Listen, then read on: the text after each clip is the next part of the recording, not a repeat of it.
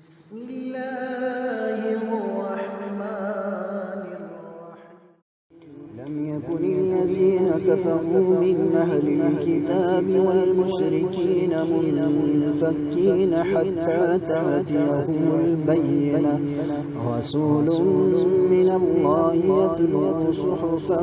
مطهرة فيها كتب قيمة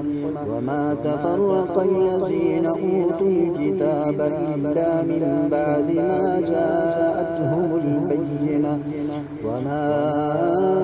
أمروا إلا ليعبدوا الله مخلصين له الدين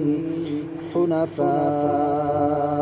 ويقيموا الصلاة ويؤتوا الزكاة وذلك دين القيمة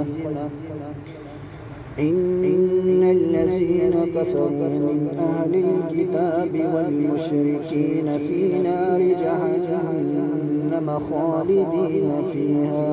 أولئك هم شر البرية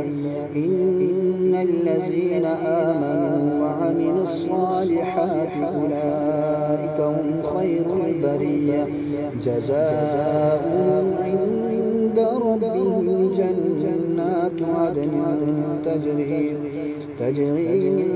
تحتها الأنهار خالدين فيها أبدا رضي الله عنهم ورضوا عنه ذلك لمن خشي ربه صدق الله العظيم.